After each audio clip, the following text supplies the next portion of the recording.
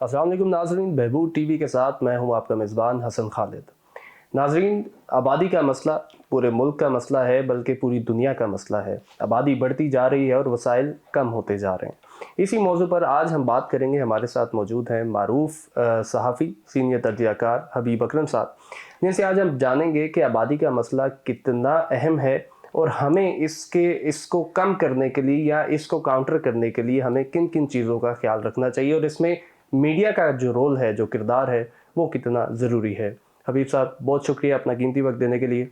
सबसे पहले मैं जानना चाहूँगा, आबादी और वसाइल में तवाज़ुन कितना ज़रूरी है? देखिए, ये एक ऐसा सवाल है कि मेरा ख्याल है कि जिसकी अहमियत निहायत ही बुनियादी है। जी। इसके बगैर आप आगे नहीं बढ़ सकते। ये बिल्कुल ऐसा है कि एक आदमी को जिंदा रहने के लिए कितने खाने की जरूरत है। तो ऐसे। जो उसका मिनिमम जवाब है, जहां पे जिंदगी और खुराक के दरमियान तवाजुन कायम हो जाता है, जी। फर्द की बात कर रहा जी। हूँ, बिल्कुल उसी तरह वसाइल और आबादी के दरमियान तवाजुन की जरूरत है। सही। अब आप इस मिसाल को जरा फैलाते चले जाएं तो आपको अंदाजा होगा कि पाकिस्तान में एक वक्त ऐसा था कि जब हमारी आबादी ऊपर की तरफ जा रही थी और 50s में, और हमारी जो खुराक की पैदावार थी वो नीचे की तरफ जा रही थी। जी। थैंक्स टू साइंटिफिक डेवलपमेंट, वो हमने नहीं की थी, बाहर से आई थी। जी। और उस डेवलपमेंट के नतीजे में हमने अपने वसाइल में इजाफा किया, लेकिन हमने सीखा नहीं, जी। हम अपनी आबादी को नहीं रोक सके। उसके बाद आज फिर हम उसी सूरत हाल पे खड़े हैं कि बीच के चंद थोड़ा सा पीरियड निकाल दें जी। तो आज भी हम खुराक का एक डेफिशिएंट कंट्री है, जहां पे हमारे पास मुल्क में आज भी लोग ऐसे हैं जहां जिनके पास खाने के लिए पूरा खाना नहीं है, सी। शेल्टर पूरा नहीं है, पहनने का लिबास पूरा नहीं सही। है। मैं उन लोगों में से हूँ जिन्हें अपनी सहाफत की वजह से पूरे मुल्क में और कस्बों तक में जाने का मौका मिलता जी। है। वहां पर मैंने देखा है कि जो बुनियादी नीड्स हैं, जिन्हें आप बेसिक ह्यूमन नीड्स जी। कहते हैं, वो भी वहां पर पूरी होती बच्चों की बिलखुसूस नजर नहीं आ रही। तो इसका मतलब यह है कि बच्चों की तादाद जी। उनके वालिदैन के वसाइल से तो डेफिनेटली बढ़ गई है, सही। तभी वो उनकी जी। जरूरियात पूरी नहीं कर रहे। वरना किसी माँ बाप के बारे में ये तो तस्वुर भी नहीं किया जाता कि वो वसाइल के होते हुए अपने बच्चों को बुरी कंडीशन में रखेंगे। सही। अच्छा, इसके साथ ही जब हम ये देखते हैं कि जब गुर्बत की सतह पे, यानी जहाँ पे वसाइल कम है और आबादी ज्यादा है, उसके साथ साथ हसन साहब, मैं इस तरफ भी आपकी तवज्जो दिलाना चाहूंगा कि हमारे यहाँ कुछ समाजी मसाइल भी ऐसे जी। गंभीर पैदा होते चले जा रहे हैं कि जिनसे हमें निपटना, हमारी आबादी बढ़ती चली गई जी। गैर मुतवाजन अंदाज में, तो उनसे हमें निपटना मुश्किल हो जाएगा। जी। आप इसकी मिसाल यूं देख लीजिए, बच्चों के साथ अब्यूज के वाकयात, जी। वालिदैन और बच्चों का रिलेशन, उस्ताद का और बच्चों का रिलेशन। सही। आप देख लीजिए कि हमारा दरअसल, अब आप अगर इस पूरे विशेष सर्कल को देखेंगे ना, तो जो वालिदैन हैं वो बच्चों की ज्यादा तादाद की वजह से डिप्रेशन में है। सही। डेफिनेटली यही सूरत हाल टीचर को भी जी। दरपेश है, और सब लोग एक डिप्रेशन में से गुजर रहे हैं। उसकी वजह क्या है कि वो तवाज़ुन नहीं रख पाए, वो तवाज़ुन बरकरार नहीं रख पाए जो उनके वसाइल के दरमियान था, और वसाइल और अपने जी। जो आप यूं कहिए कि कुव्वत तौलीद के दरमियान जो है वो तवाज़ुन बरकरार नहीं रख पाए। अच्छा, दूसरा इसका जो पहलू है, मैं इस बात को बहुत ज्यादा अ, मुझे बड़ा अच्छा लगा कि ये जो आप तवाजुन की बात की आपने, जी। बजाय इसके कि नंबर की बात जी। करें जी, 2 बच्चे कर दें जी, 1 बच्चा कर दें। इसमें बुनियादी तौर पे हमें ये समझना चाहिए कि इस तवाजुन को हासिल करने का तरीका दरअसल अ, बच्चों बच्चों की पैदाइश के दरमियान एक्चुअली वक्फा है। सही। और मैं चूंकि उलूम इस्लामिया का भी तालिब इल्म हूँ, तो मुझे इसमें मेरी ये फाइंडिंग है कि ये शायद कुदरत को भी मतलूब है कि बच्चों की पैदाइश के दरमियान जो वक्फा। है वो एक मुनासिब वक्फा रहे। सही। और इसलिए अब इसमें हमारे, न सिर्फ आप तो मीडिया पे मेरा ख्याल है जिम्मेदारी डालने की बात कर रहे हैं, ये दूसरे लोगों पर भी जी। जिम्मेदारी डलती जी। है कि अच्छा, इस तवाज़ुन को इसमें कायम करने में आपने कुछ अभी मदद बात करें। की कि एतदाल, कि अगर सपोज़ किसी फैमिली के पास वसाइल भी हैं और ان کو یہ وہ سوچتے ہیں کہ اپنے وسائل کیونکہ ان کے زیادہ ہیں تو وہ بچے بھی اس لحاظ سے اپنی جو خاندان ہے اس کو بڑھائیں. اس میں اعتدال کتنا امپورٹنٹ ہے کہ آپ کی جو توجہ ہے وہ لمیٹڈ ہے.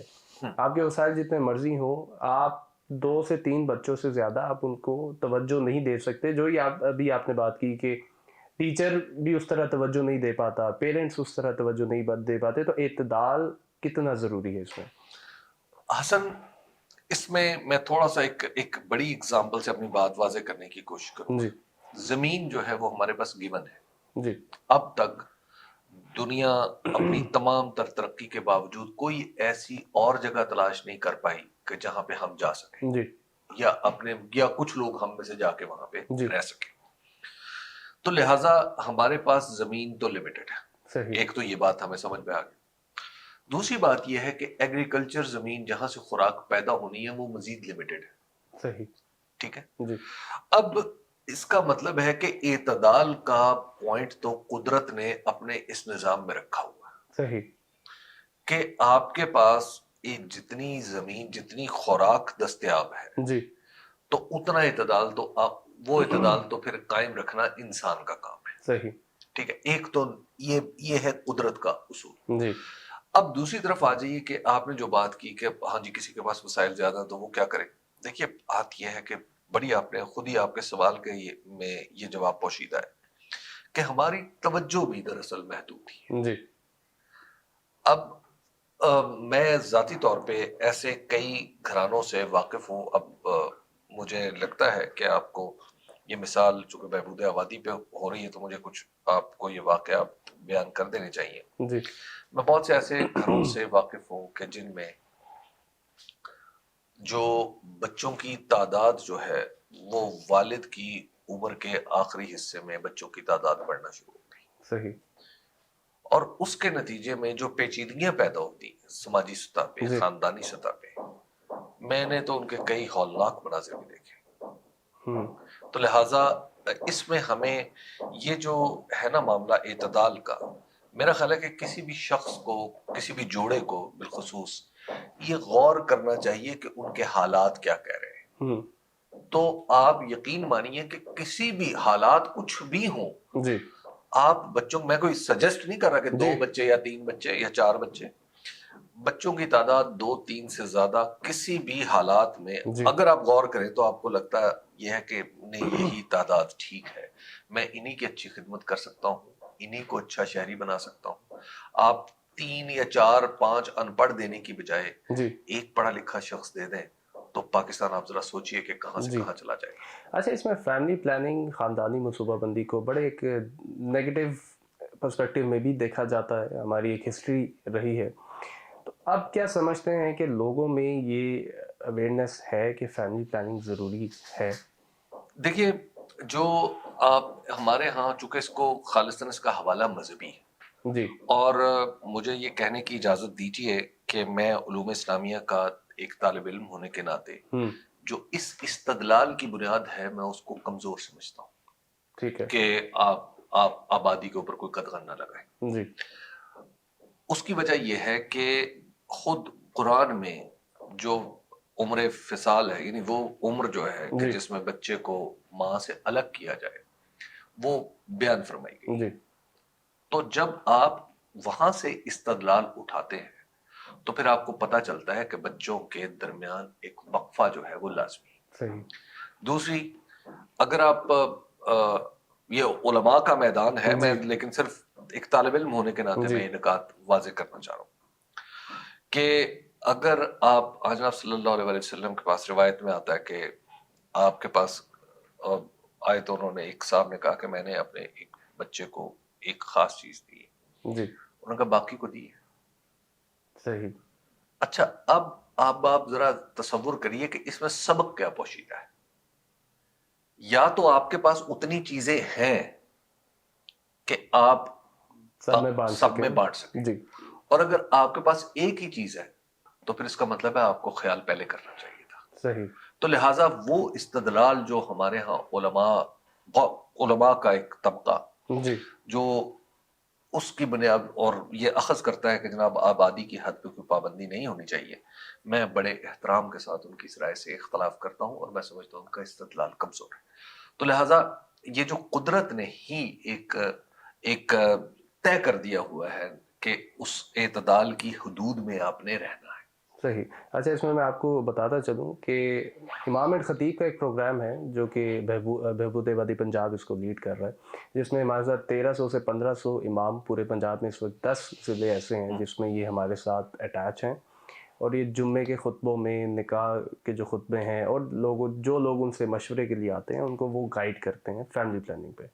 تو یہ ایک انیشیٹو ہے ہمارا بہبود آبادی پنجاب یہ کا۔ تو بڑا اچھی، یہ تو بہت اچھی بات ہے، مجھے سن کے بڑی خوشی جی، محسوس اب اس کو ہم بڑھانے کا اس پہ ہم کام اس وقت ہو رہا ہے۔ ایک چیز جو میں ہمیشہ ہم لوگ دیکھتے ہیں کہ میڈیا ہر چیز میں بڑا اس کا رول ہے، کردار ہے، کہ میڈیا اگر کوئی چیز کیمپین چلتی ہے یا میڈیا کسی چیز پر زور دے تو وہ چیز لوگ اس کو سنتے بھی ہیں اور اس کو سمجھتے بھی ہیں۔ تو اس میں میڈیا کا جو کردار ہے وہ آپ کے نزدیک کتنا اہم ہے؟ میرا خیال یہ ہے کہ صاحب مجھے ایک جرنلسٹ ہونے کے ناطے اور ایک میڈیا کا حصہ ہونے کے ناطے یہ اعتراف کرنا چاہیے کہ ہم نے اس پہ زیادہ توجہ کی نہیں۔ صحیح۔ یہ وہ ایشو ہے جس کی وجہ سے بہت سارے دیگر مسائل نے جنم لیا ہے۔ صحیح۔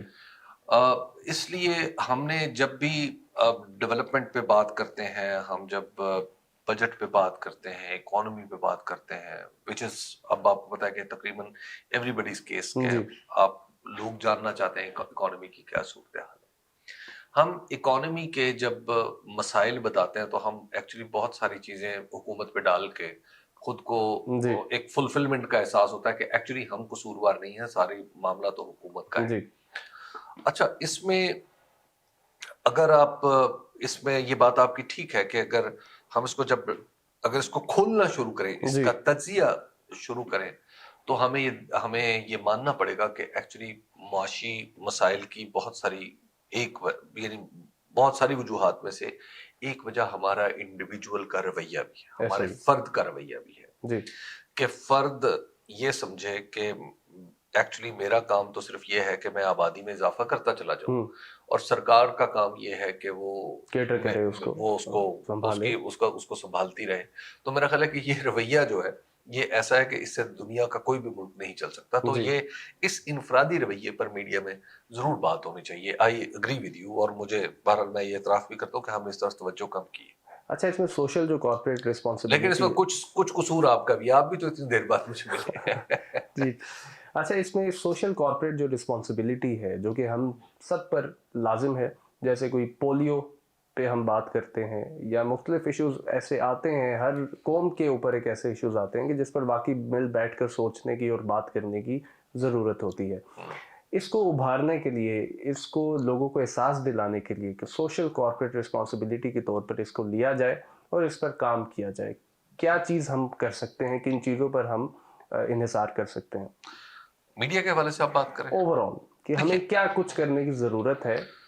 دیکھیے، یہ وہ مسئلہ ہے جو ایکچولی قانون کے راستے سے ٹھیک نہیں ہو سکتا۔ یعنی اگر آپ قانون بنا دیں کہ اتنے بچے ہوں گے تو اس قانون سے کچھ فائدہ ہونے والا نہیں، مزید پیچیدگیاں پیدا ہو جائیں گی جیسے چین میں پیدا ہو رہی۔ اچھا، اب دوسرا اس کا پہلو یہ ہے کہ آپ لوگوں تک یہ پیغام کیسے پہنچائیں۔ دیکھیے حسن، میرا خیال ہے کہ آپ لوگوں نے بھی انڈرسٹینڈ کیا ہوگا کہ ہمارا یہ ایشو ایسا ہے جس پہ ہم شاید 4 لوگ بیٹھ کے گفتگو علمی سطح پہ تو کر سکتے ہیں، لیکن انڈیویجول لیول پہ شاید نہیں کر سکتے۔ یعنی 4 لوگ اس بات پہ غور نہیں کر سکتے کہ میں بتاؤں کہ میں خاندان کو ایسا رکھوں گا اور آپ بتائیں کہ آپ خاندان کو ایسا رکھیں گے۔ ہماری اپنی کچھ روایات ہیں، سماجی اقدار ہے۔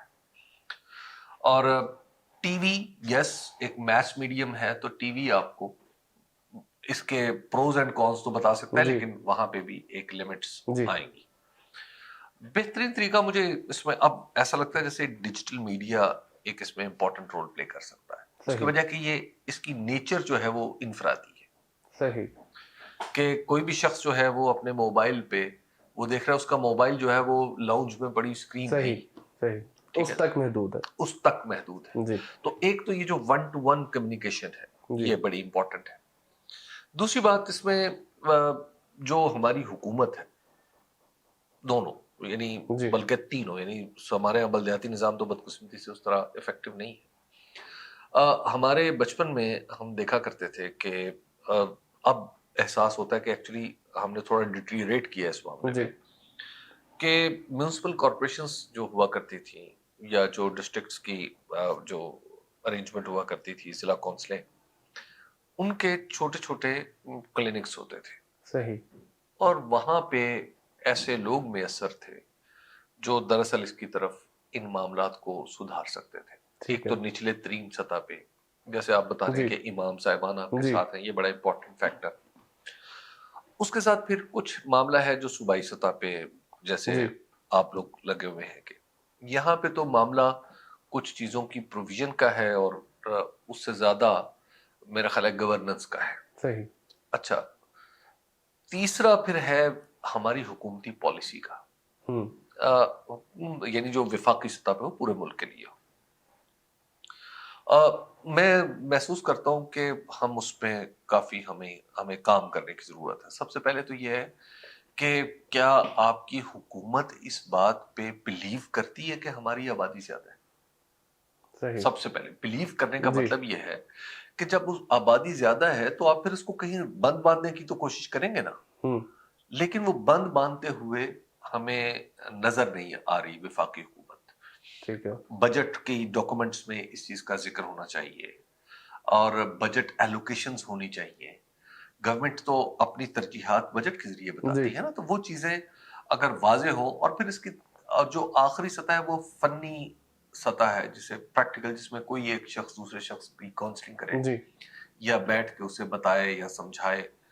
تو میرا خیال ہے کہ یہ آپ کو ہر سطح پہ کام کرنے کی ضرورت ہے. اور ظاہر ہے اس میں چونکہ معاملہ جو ہے یہ بنیادی طور پہ ایک فرد کے رویے کا ہے, جی تو فرد کا رویہ ایکچولی آپ کو اس پہ اثر انداز ہونے کے لیے میڈیا کو اپنا کردار ادا کرنا پڑے گا, سب لوگوں کو اپنا صحیح. کردار اچھا, ادا اس میں آبادی کا ہم جب ذکر کرتے ہیں تو ہم لوگ کئی دفعہ لوگ یہ بات کرنا بھول جاتے ہیں کہ اس میں سب سے زیادہ جو امپورٹنٹ فیکٹر ہے وہ ماں اور بچے کی صحت ہے. کہ اگر آپ وقفہ رکھیں گے تو ماں اور بچے کی صحت بہتر انداز میں آگے چل سکتی ہے. اس چیز پر لوگوں کو احساس دلانا کہ ماں اور بچے کی جو صحت ہے وہ لنکڈ ہے وقفے سے, یہ بالکل کتنا ٹھیک. ضروری ہے. دیکھیے میرا خیال یہ ہے کہ اس میں یہ تو وہ چیز ہے کہ اگر ماؤں کی صحت کا خیال نہیں رکھیں گے تو اس کا مطلب ہے کہ آپ نے قوم کی صحت کا خیال نہیں صحیح رکھا. یہ تو مائیں جو ہیں دراصل وہ قوم کی, وہ ہر ماں جو ہے وہ دراصل اس کا جو بچہ ہے وہ وہی قوم بنتا ہے نا. ایسا ہی تو ماؤں کی صحت کا خیال تو اگر آپ نے نہیں رکھا تو اس کا مطلب ہے کہ آپ نے قوم کی صحت کا بھی خیال نہیں رکھا, پھر آپ صحیح نے سب کچھ ہی برباد کر دیا.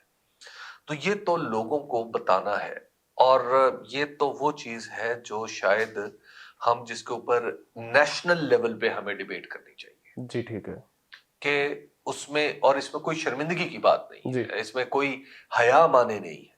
یہ وہ چیز ہے کہ ہمیں اپنی خواتین کی صحت کا خیال رکھنا ہے یا نہیں رکھنا. ہوں یہ کوشچن نہیں ہے, کوشچن یہ ہے کہ بھائی ہم نے ان کو مزید بہتر کیسے بنانا ہے. صحیح تو اس کے لیے تو میرا خیال ہے کہ ہم جتنی بھی کوشش کریں وہ کم ہوگی.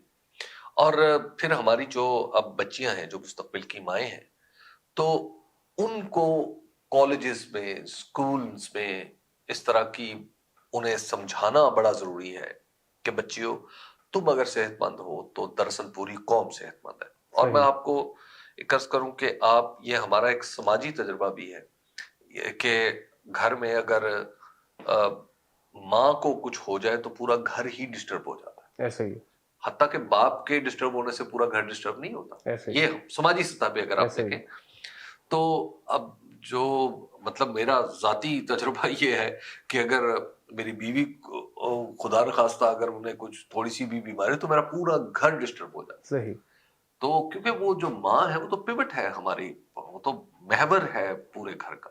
صحیح. اچھا حبیب صاحب, اس میں ماحولیات کا بڑا آج کل مسئلہ ہے. ہم جس دور میں رہتے ہیں اس میں بارشیں مزید ہوتی ہیں, اس میں کافی کلائمیٹ چینج کے اثرات ہم دیکھ رہے ہیں آج کل. آبادی کا اور جو کلائمیٹ چینج ہے اس کا ڈائریکٹ لنک بہت زیادہ سمجھا جاتا ہے. اس کو کس طرح سے ہم دیکھ سکتے ہیں یا کس طرح سے اس کو کنٹرول کیا جا سکتا ہے؟ حسن صاحب یہ تو معاملہ وہی ہے کہ آپ بنیادی طور پہ آبادی کو کنٹرول کریں گے تو شاید بہت سارے مسائل آپ کے حل ہو جی جائیں. میں آپ کو بتاؤں کہ ہم اپنے بچپن میں جب سڑکوں پہ سفر کرتے تھے تو سڑکوں پہ آپ سفر کرتے ہوئے مطلب سرگودا سے، ہم چھوٹے تھے تو سرگودا سے لاہور آنے میں 7-8 گھنٹے لگتے تھے. صحیح. تو ان 7-8 گھنٹوں میں جو تھکن کا احساس تھا، جس عمر میں آج میں ہوں میرے والد تھے، تو میرے والد کو کبھی میں نے نہیں دیکھا کہ وہ تھکے ہوئے ہوں یا اس انداز سے ہوں. صحیح. آج میں ان گاڑیوں سے زیادہ آرام دہ گاڑی میں جب کبھی اپنے شہر جاتا ہوں تو میں کافی تھک جاتا ہوں. تو آئی واز جسٹ ونڈرنگ کہ ایکچولی یہ کیا ہو کیا رہا ہے، کیا میری صحت جواب دے رہی ہے یا وہ جیسے وہ کہتے ہیں کہ جی پرانی خوراکیں بڑی اچھی تھی، جی یا وہ والا کچھ معاملہ ہے. تو اس دن مجھ پہ ایک انکشاف ہوا خود اپنے سوچ سے جو آپ بات کر رہے ہیں، وہ یہ ہے کہ جب میں گاڑی سے پہلے سرگودا سے لاہور یا لاہور سے سرگودا یا کسی دوسرے شہر میں جی جاتا تو آپ شہر سے نکلتے ہی فضا بدل جاتی تھی. صحیح. آپ کے ارد گرد درخت، سبزہ، نہ آپ کو گاڑی چلاتے ہوئے سٹریس تھی، نہ گاڑی آپ کہیں بھی رک جاتے تھے، تھوڑا سا آپ نے سانس لیا، تھوڑی چہل قدمی کی اور پھر چل پڑے. اچھا اب کیا صورتحال ہے؟ جی اب آپ یہاں سے چلے جائیں لاہور سے خانے وال تک، کیا آپ سٹریس فری علاقہ آپ کو ملتا ہے؟ نہیں. شاید ہی کوئی جی علاقہ ملے. اچھا اسی طرح آپ لاہور سے نکلیں، آپ گجرانوالہ تک، آپ کو لگتا ہے کہ کوئی شہر بیچ میں کہاں سفر کر رہا ہوں؟ جی آپ گجرانوالہ سے سیالکوٹ چلے جائیں، آپ کو کیا احساس ہوتا ہے؟ آپ کو لگتا ہے یہ ہے کہ میں ایکچولی لاہور سے ابھی نکلا ہی نہیں.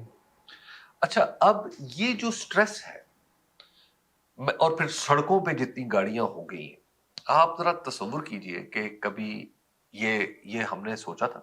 میں آپ کو دور کیوں جاتے ہیں، میں ایک دفعہ 2005-6 کی بات ہے، میں کراچی میں تھا. تو اس سے پہلے میں کراچی میں کام کرتا تھا. تو جی میں کراچی میں میں نے ایک دوست سے وقت طے کیا کہ میں آپ کے پاس آ رہا ہوں. تو میں نے ایکچولی بورڈ بیسن سے گلشن اقبال جا رہا تھا. جی اب میرا خیال یہ تھا کہ رش آورس ہے تو مجھے 35 منٹ لگیں گے یا 40 منٹ لگ جائیں گے. میں وہ مارجن رکھ کے چل پڑا. اس دن مجھے ان کے گھر پہنچتے ہوئے 1.25 گھنٹے لگے. صحیح. بارش بھی نہیں تھی، کچھ بھی نہیں تھا، صرف ٹریفک تھا. کوئی ایک گاڑی کہیں خراب ہو جاتی تھی، کوئی سڑک کراس کرتا تھا. بس اس چکر میں مجھے 1.25 گھنٹے لگے وہاں پہ ان کے گھر تک پہنچتے ہوئے. تو اس دن میں نے ریئلائز کیا کہ جتنی سٹریس میں نے یہ سفر کیا، کوئی سفر بھی زیادہ نہیں جی تھا. تو اس نے اور یہ جو شہر کی جو صورتحال کراچی کی بن گئی ہے، یہ کیا آگے چل کے شہر فیزیبل رہے گا؟ یہ میں آپ کو 2007-6 یا 7 کی بات بتا رہا ہوں. آج آپ دیکھ لیں کیا ہمیں کراچی فیزیبل شہر نظر آ رہا ہے؟ اسی طرح لاہور میں تھا. 2005 میں جب میں کراچی سے لاہور منتقل ہوا تھا تو مجھے ایسا لگتا تھا کہ Lahore is like a village for me. مطلب میں کراچی کی ہسل اینڈ بسل سے جی لاہور میں آیا تو یہاں کی کام کرنے کی رفتار اور دیگر چیزیں اور انداز سے تھی. تو میرے لیے ایک کلچرل شاک بھی تھا، لیکن ساتھ ہی خوشی بھی تھی کہ لاہور میں اتنا رش نہیں ہے. لیکن آج کیا 2022 میں آپ ایسی بات کر سکتے ہیں؟ نہیں. آپ کسی ایک کنارے پہ، سڑک کے کنارے پہ آپ کی گاڑی خراب ہو جائے تو پورے شہر میں ٹریفک بند ہونے لگتا ہے. یہ صورتحال ہم نے کراچی میں اپنی آنکھوں سے دیکھی ہے. صحیح. اور یہی صورتحال اب لاہور میں بنتی چلی جا رہی ہے. یہی صورتحال آپ چھوٹے شہروں میں چلے جائیں وہاں بنتی چلی جا رہی ہے. تو لہٰذا جو ہم نے ماحول کی تباہی پھیر دی ہے اپنے اس غیر ذمہ دارانہ رویے سے، میں آپ کو عرض کروں کہ شاید یہ ہم آگے چلتے جائیں گے جس طرح ہمارے پانی کے مسائل پیدا ہو رہے ہیں. ہمیں خدا نخواستہ ایسا نہ ہو کہ اگر ہم نے خود احساس نہ کیا تو کہیں قدرت پھر یہ کام نہ کرنا شروع کر دے. صحیح. کہ ہم پانی کی کمی کی وجہ سے ہماری آبادی کم ہو جائے، خوراک کی کمی کی وجہ سے ہماری آبادی کم ہو جائے، یا اس طرح کی کسی اور کلیمٹی کی وجہ سے ہماری آبادی کم نہ ہو جائے. مجھے تو اب یہ خوف آتا ہے صحیح. آخر میں ایک سوال ہے جو کہ پہلے پوچھنا چاہیے تھا لیکن بہت ضروری ایک سوال ہے کہ اس پورے سیناریو میں جو لڑکیوں کی تعلیم ہے وہ کتنی اہمیت کی حامل ہے, کہ آبادی کو کم کرنے میں لڑکیوں کی تعلیم کتنی اہمیت کی حامل ہے؟ اگر آپ مجھ سے پوچھیں نا کہ فرض کریں کہ میرے پاس مجھے میرے 50 بچیاں پڑھانی ہیں اور 50 بچے پڑھانے, اور میرے پاس اتنے وسائل ہیں کہ میں صرف 50 کو پڑھا سکتا ہوں, جی. تو میں 25 نہیں پڑھاؤں گا, میں صرف 50 بچیوں کو پڑھاؤں گا. صحیح. کیونکہ اگر وہ پڑھ جائیں گی تو ایکچولی پورا معاشرہ پڑھ جائے گا, اور اگر صرف میں مردوں کو پڑھاؤں گا تو اس کا مطلب یہ ہے کہ پورا معاشرہ نہیں پڑھے گا, صرف 50 افراد پڑھیں گے. ٹھیک ہے. تو میں تو اس چیز کو اتنا ضروری سمجھتا ہوں کہ اگر بچیاں ہیں اور بچیوں کی تعلیم پہ اگر ہم نے توجہ نہیں کی تو ہم مردوں کی تعلیم پہ جتنی مرضی توجہ کر لیں حسن صاحب, ہمیں کبھی رزلٹس نہیں ملیں گے. صحیح. ہمارا معاشرہ کبھی ترقی نہیں کرے گا, کبھی آگے نہیں بڑھے گا. ہمیں بچیوں کی تعلیم اگر ہم نے کر لی, مردوں پہ میں یہ نہیں کہہ رہا کہ خدا نخواستہ کہ جی. مردوں کو نہیں پڑھانا, لیکن میں ایک محض صورتحال کو واضح کرنے جی. کے لیے مثال عرض کروں. اگر ہم نے اپنی بچیوں کو پڑھا لیا نا, آپ یقین مانیے یہ معاشرہ 10 سال کی ترقی 1 سال میں کر لے گا. صحیح. آخر میں کوئی پیغام ہمارے ناظرین کو اگر آپ دینا چاہیں تو دے سکتے ہیں. میری آپ سے یہ درخواست ہے کہ آپ بچوں کے بارے میں پلان کریں, اپنی زندگی پلان کریں, بچوں کے بارے میں سوچیں, اپنے بارے میں بھی سوچیں. جب آپ ان دونوں کو ملا کے سوچیں گے تو یقینی طور پر آپ اسی نتیجے پہ پہنچیں گے جو آپ نے اس گفتگو سے اخذ کیا ہے, کہ ہمیں اعتدال یعنی وسائل اور مسائل پیدا کرنے میں تھوڑا سا توازن سے کام لینا چاہیے. بہت شکریہ حبیب صاحب, شکریہ.